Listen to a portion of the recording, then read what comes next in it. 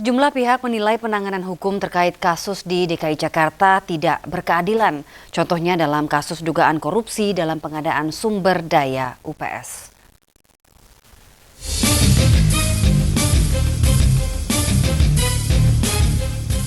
Apa yang dikhawatirkan banyak pihak terkait proses hukum yang terjadi di DKI Jakarta lambat laun terbukti.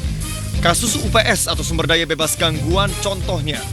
Mabes Polri menyatakan kasus itu sudah tuntas. Penyidikan kita sudah tuntas. Saya tidak berani berharap hukum bekerja untuk pemerintah DKI. Hukum akan mati semati-matinya begitu dia ketemu makhluk yang bernama DKI. Kalau dia ketemu yang lain hidup ya. Kalau dia ketemu DKI langsung mati. Kekesalan Margarito bukan tanpa alasan. Buktinya tulisan ini. Tulisan ini diduga dibuat Prasetyo untuk menggambarkan bagaimana dana proyek UPS masuk anggaran. Sebagai laporan, karena waktu itu posisi Pras mungkin di PDB sebagai sekretaris ya, Pak Boy sebagai ketuanya.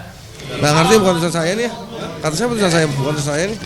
Karakter khas dari tulisan ini yang dipertanyakan ini itu memiliki kemiripan yang tinggi dengan penulis pada dua dokumen K ini. Nah, sehingga ini bisa disimpulkan bahwa ini adalah ditulis oleh orang yang sama. Ketiga dokumen. Betul.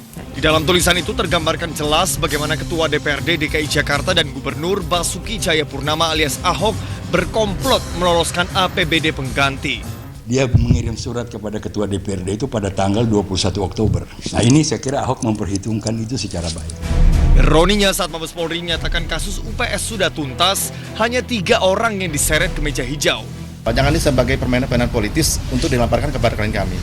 Itulah sebabnya mengapa banyak pihak menilai penanganan hukum terkait kasus di DKI Jakarta tidak berkeadilan.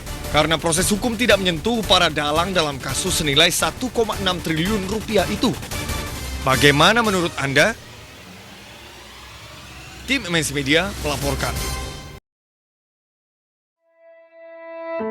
Hari ini kita bersatu dalam doa, harapan dan cita-cita.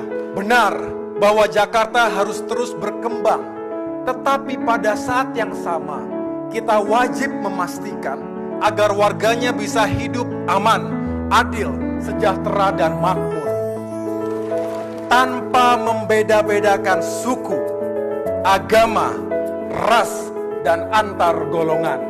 Di kota ini, semua punya hak untuk hidup secara layak, tentram, dan bermartabat. Di kota ini, penghuninya juga harus merasa bahagia, sehingga kemajuan Jakarta tidaklah boleh meninggalkan luka dan rasa kalah bagi sebagian penghuninya.